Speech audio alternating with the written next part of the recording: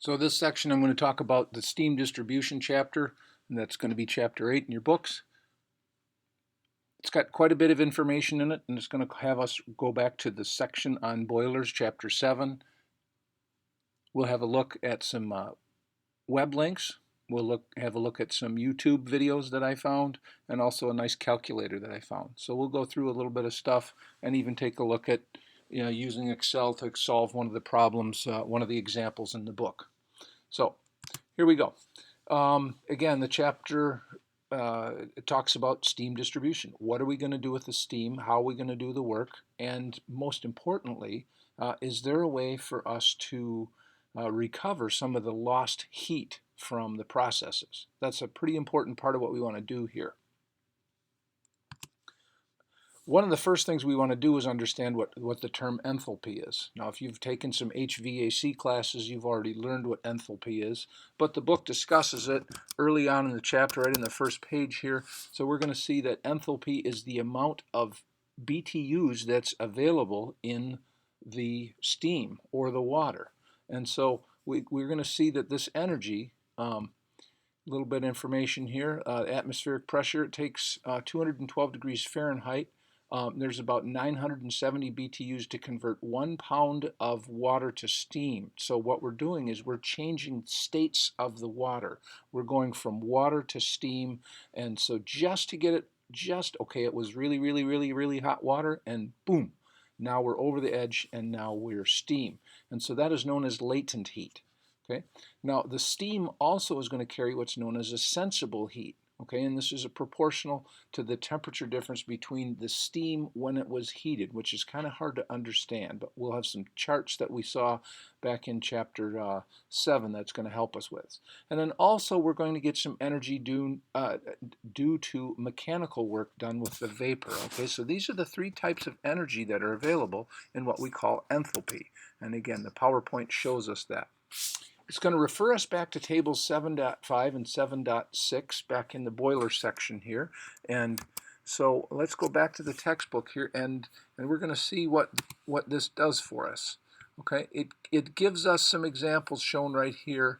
For example, suppose that a steam leak is estimated to be losing 150 pounds of steam per hour from a 1200 psi line at ambient temperature to an ambient temperature of 70 degrees Fahrenheit. Okay, so basically we're going to go from 1200 psi to atmosphere, all right, to atmosphere, because, which is 14.7 pounds above gauge.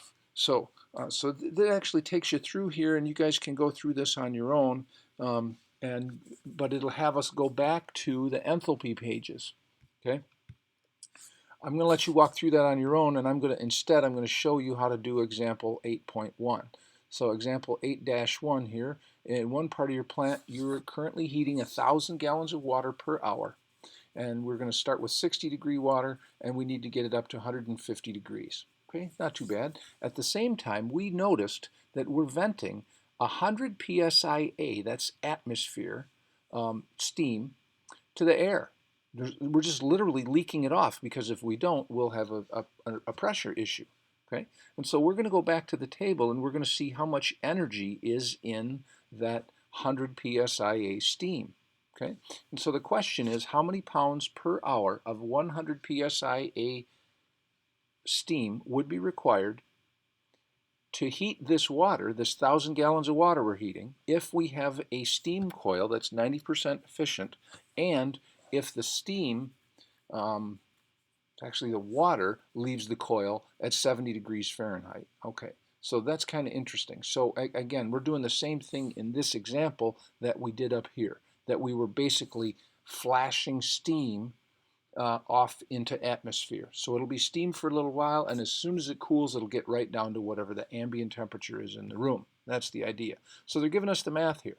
Okay, so they want to know the amount of heat for 1,000 gallons, knowing that we have 8.345 pounds per gallon. Normally we round that to 8.34, but the author used 8.345 per gallon. And we're going to see the delta T here, which is going to be 90 degrees. So 150 minus 60 is 90 degrees. And so they do the math here. They're going to take 1,000 times 8.345, we're going to multiply that times the 90, and that's going to give us to 75,100 BTUs per hour. Okay. There's a typo here in the book. This should actually be, we're missing a 0 here. So we need to add a 0 to this. This has been corrected in the book. I wonder if they'll let me add a 0. Edit text, maybe. Let's give it a try. Put in a 0. Come over here. Get the comma. Come over here. Get rid of the comma. Done. All right. Fixed it. All right. So, and we'll get rid of these tools. Make it big again. So we have that solved now. Okay, so it says each pound is going to give up 100 psi. Each pound of 100 psi a steam enters with 1,187.2 BTU, and it leaves with 1,092.1. So by subtracting the output from the input, we're going to see that there's 95.1 BTU. Well, if you're like me, you probably would like to know if this is really true. So here's the same typo that I'll fix here in a minute. Okay, I'm not going to do this now. Actually, I'm going to fix this right now because the typo does affect us. So I'm going to edit the text. I'm going to go in here. I'm going to get rid of the comma, move it over here, comma, 0. And then over here, our final answer should be 877. I'm going to put a comma in here and a 5 over here. Oops. That's what your book should read. Your book should read just like that. Okay, so now escape out of there. All right, sorry I didn't have that fixed earlier, but maybe you wouldn't have noticed it before. All right, so that's going to be the math. But where in the world are we getting this 1187.2 and this 1092.1? Well, let me show you. Okay, so we're going to go back here. First, we're going to go back to the enthalpy table, right?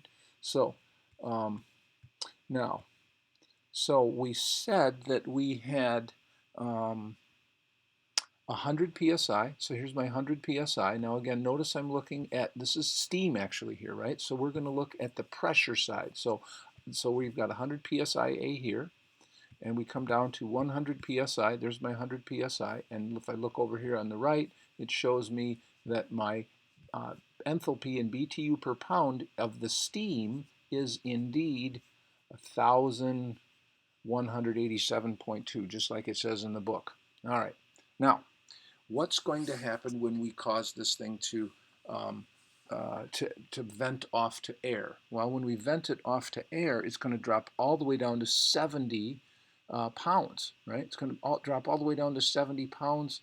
It's actually going to be turning into water. So if I just look at this table and I go up here, see, I don't have 70 degrees Fahrenheit. Well, I got 70 degrees Fahrenheit up in here somewhere, right? Somewhere between 0.3 psia and 0.4 psia, the temperature is going to be about 70. Well, if I move over to table 7-6, right? 7-6, where if I say, let's just look at the temperature of the water, it drops down to atmospheric temperature of 70 degrees Fahrenheit, and notice what ends up happening. The temperature of the steam, which seems odd, how can steam be 70 degrees? Well, it's because it's converting back. And so there's the 1092 that we used in the book, right? So there are those two figures that we had. That's where it came from. So again, I'm going to go back to where we were at before, right? And so we can see that we did have these two values, and there's our 95.1. Now, so that table's kind of handy. I want to show you another tool that I've put a link for on our website. So I'm going to go back to our website, and here on the website, under week 12, I have this steam calculator link right here. So the steam calculator link is shown up here, and this is the link right here. And notice there's quite a few things we can do with this. That's this link. If I click under steam tables and then click under steam, saturated steam pressure, saturated steam table by pressure, that's what shows up here, and I'm going to put in the pressure, which was what? Well, we said it was 100 psi. Hey, wait a second. They're showing me that the units are in bar. That's a European measurement. So I'm going to pick psi. Oh, I better refresh my bench. Been sitting here too long. Try this again. By pressure. All right. So we're going to pick SI, not K bar, but we're going to pick SI, and then I'm going to pick PSI in absolute, and now I'm going to pick, and that's it, there's absolute gauge pressure right there. I'm going to put in the 100, I hit enter, calculate.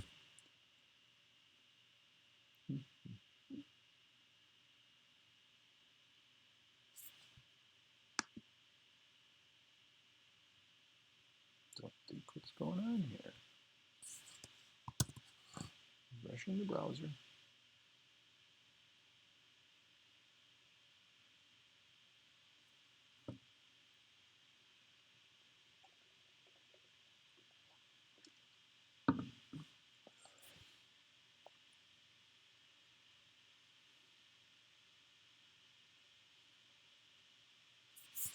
All right, see if it's going to do it.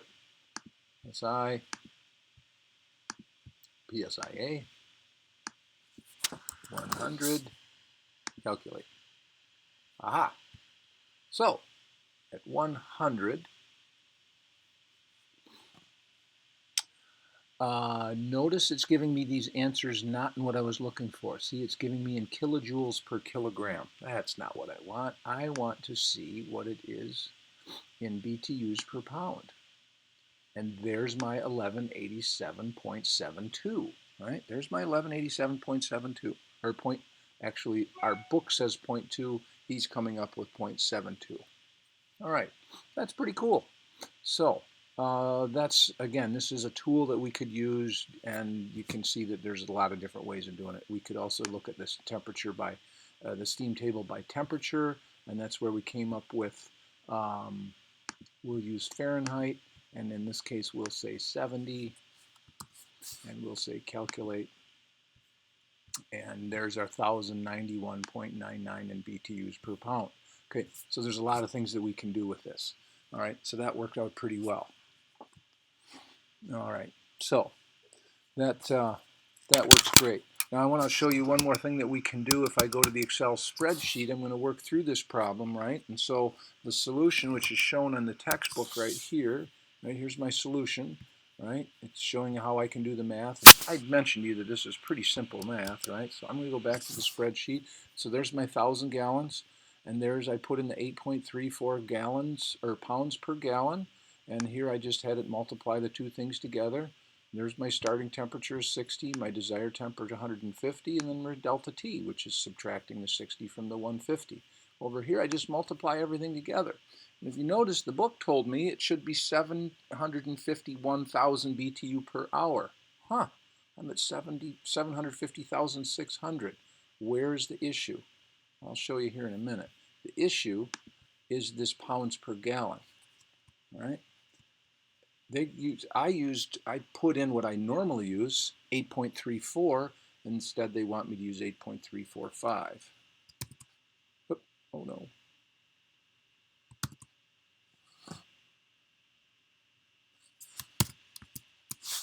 That could have been bad. All right, so 8.34, I put the 5 in here, and watch what happens.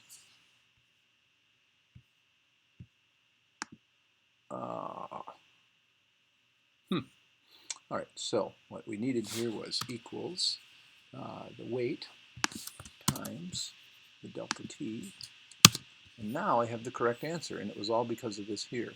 You'll notice also that additionally, the answer a moment ago was off by 5 pounds per hour. And again, it was all because of these 5 thousandths of a pound. All right, that's what it was. So there was this math. Okay, so again, so here's my PSI, right? And so I put in the 100 PSI, I put in the 90% efficient coil, I put in the coil output temperature, and so it would be possible to use a pivot table and have these outputs where I could change this and this would automatically calculate that. It's not necessary for me to do that work for this example. Okay, it's just as easy to use the tool and paste it in. All right, and then so there's my 95 BTU per hour, and that was imagine just subtracting C6 from A6 gives us this, and then finally our final calculation, I used the F2C2 divided by the D6B5, right? So it's all right here, worked out pretty well. All right, so that works out fairly well. If I go back to the book and look at the second example wants to use this thing that's called flash steam. What the heck is flash steam? Okay, flash steam a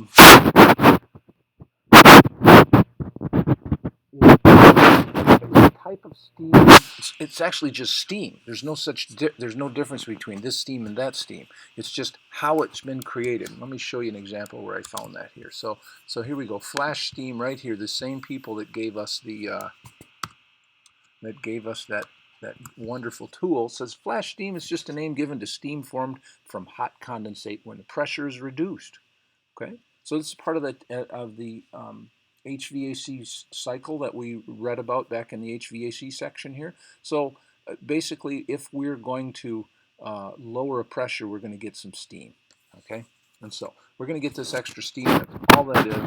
So come back to the text, and so let's see what they're saying. If I use a flash steam of 500 pounds per hour of condensate at 200 psi, and I drop it to 50 psi through this valve, okay, it's going to go to the boiling temperature at the lower pressure. And this extra steam that we're going to use, so now again, where do you think we're going to get this information about how much enthalpy is available at 200 psi and at 50 psi? Well, sure enough, we're going to go back to the enthalpy table. 200 psi, again, this is the number we're looking for. We're looking for the 1198.3. And we can make that highlighted, right? So the 1198.3. So when we come back here, again, we're looking for 200 psi. There's my 1198.3. Okay, and then at 50 psi, what did it tell me I needed here? So again, we go back here. Whoops. Go back here. At 50 psi, I need 1174.1. 1174.1. All right. That's what it says the enthalpy is at 50 psia. Okay, but we also have the enthalpy of low pressure vapor at the, so this is the low pressure vapor right here, right? So we're going to look for both of those numbers, the 1174.2 and the 923.9. We're going to go back here. Okay, 50 psi. What do we have? 1174.1, just like it says in the book, right? Now, what's the enthalpy of the low pressure vapor of the liquid now? So now we're going to go to that 6.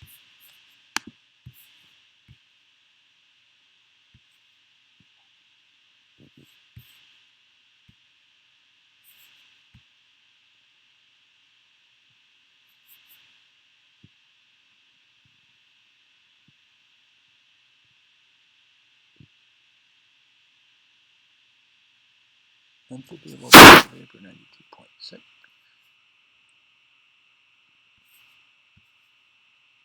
Right there. Okay, so the book's got it wrong, right? So there is my enthalpy at 50 psia, and if we come up here, so that was what the steam had. The latent heat in the liquid, in this low pressure liquid, is going to be 923.1. Okay, so I have a feeling that there's a typo here, and you'll notice that there's a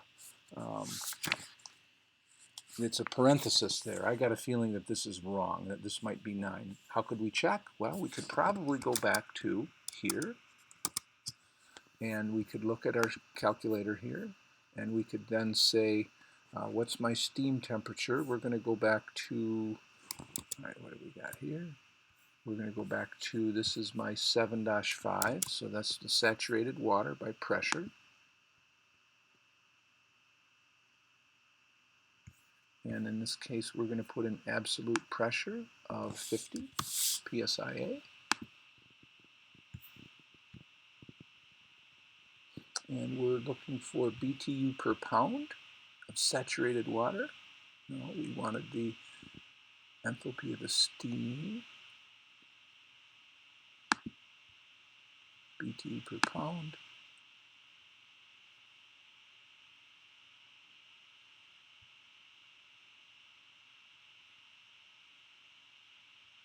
Latent heat in BTU per pound. There we go. There's our 924. All right, so there's our 924, the latent heat of the steam. So there's the latent heat of the steam. Again, that's not the same number we had in the book or in the table in the book, but you get the idea how close we are on this. So, all right. Go back to chapter 8 so you can see how we calculated this. I didn't put this in an Excel spreadsheet because the last part here is we're going to see what the proportion evaporated was. Okay, so if we subtracted the heat available for flashing, right? So again, we subtract one from the other. We have the 24.2 BTUs per pound, right? And if the enthalpy of the low pressure liquid is 923, we divide the BTU per pound by the enthalpy to come up with a 2.6% proportion, right? And so that 2.6% proportion tells us we are going to need to flash 13 pounds per hour, okay? Gallon and a half, right? Perfect. All right, simple as can be, right? Right. All right, back to my PowerPoint. So, let's talk about some of the different components. The steam lines themselves are shown on page 316, and we can see an example of how all these things work. We need to make sure that we insulate our steam lines because we don't want to lose any of the heat, that valuable heat that it's carrying.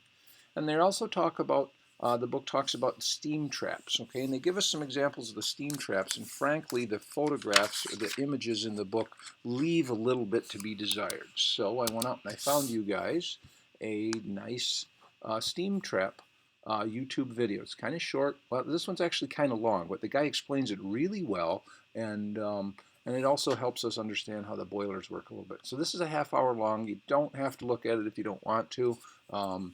But there it is. Okay, so that's steam traps, and the traps do several things for us. Okay, and that's what the video is going to show. The video shows very nicely how the steam traps are going to help us prevent water hammer, right? And that's steam and water. Steam not being able to escape because of a high water pressure, and then so it ends up moving the water along and it bangs it. Okay, so the steam trap is going to return the condensate to the boiler, which we need to make more steam, and so this is an important part of what we're going to have. And the book talks a little bit about how to maintain them and what some of the problems are. The book also, or not book, but the YouTube video also talks a little bit about water treatment. Actually, there's one more YouTube video that I want to play for you. It's kind of a long one. That one's an hour long, and it's all about water treatment and boilers. And if you're interested in learning more about boilers, I want to encourage you to watch that one. I don't have it posted up there yet, but I will get it there by the time you guys read this. Next, we want to talk about these things that are called tracer lines. And again, the book shows us this. And the tracer line does just this. It runs along underneath, well, that's a terrible video.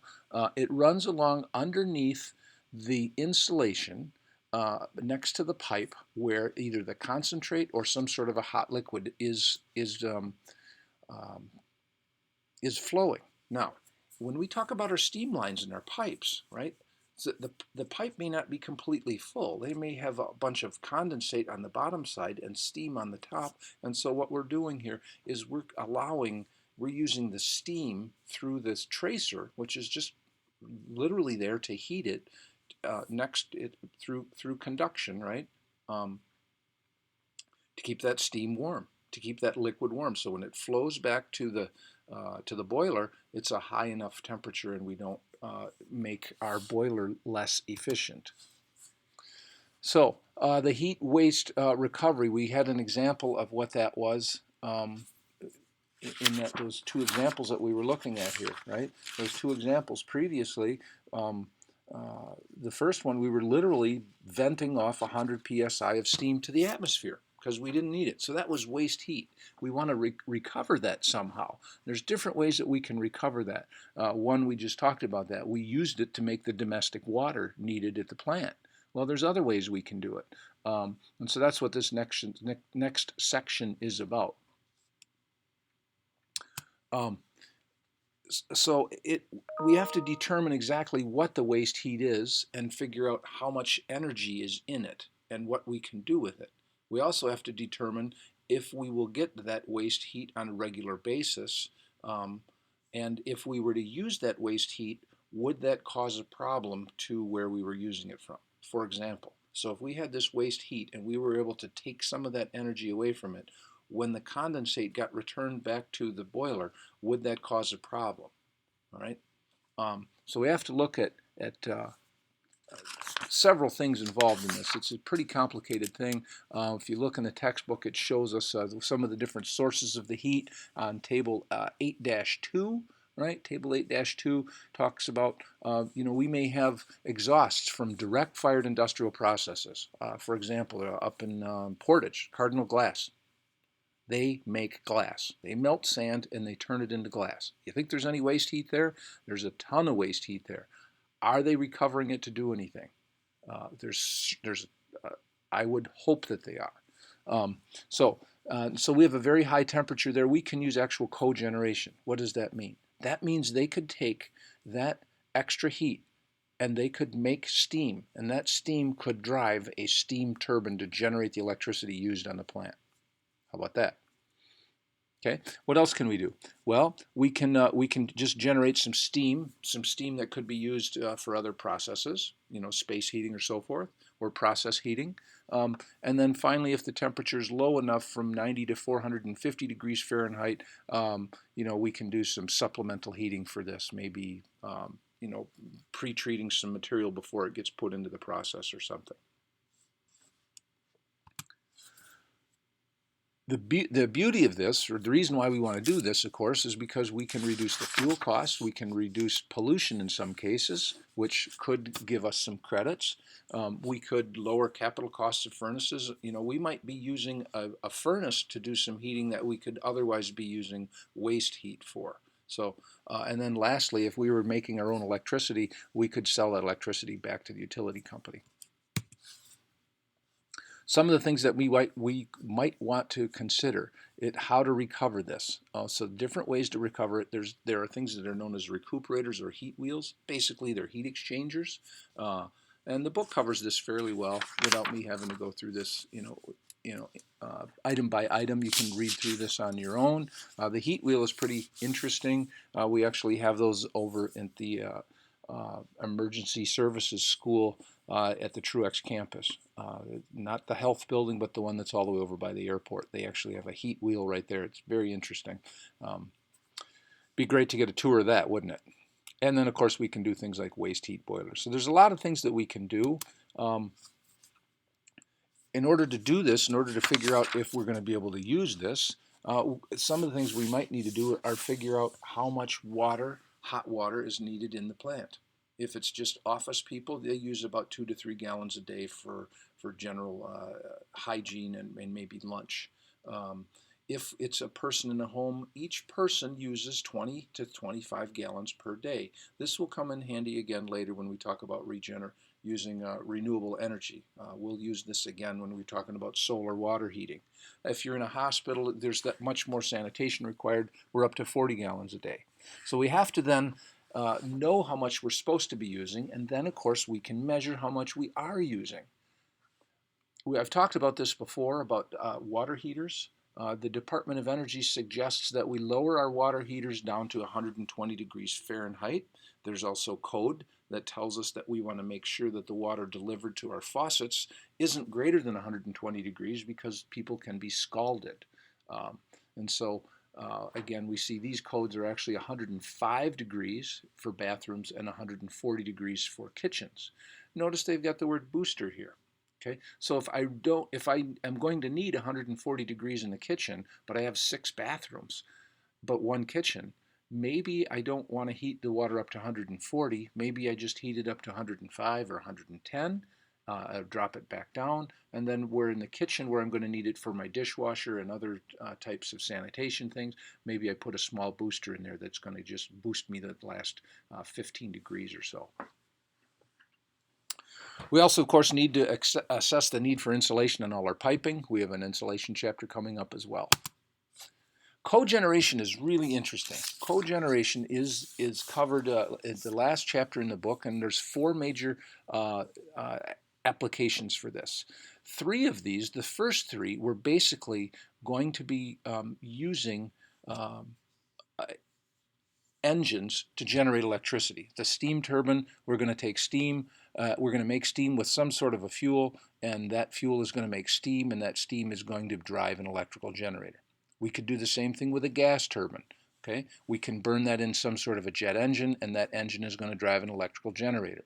Or we could use a diesel engine, and we are going to drive some sort of an electrical generation. So in each of these 3 cases, there will be some steam energy converted to the electricity, but there will be some thermal energy, some heat, and that heat will be used in some sort of an industrial process.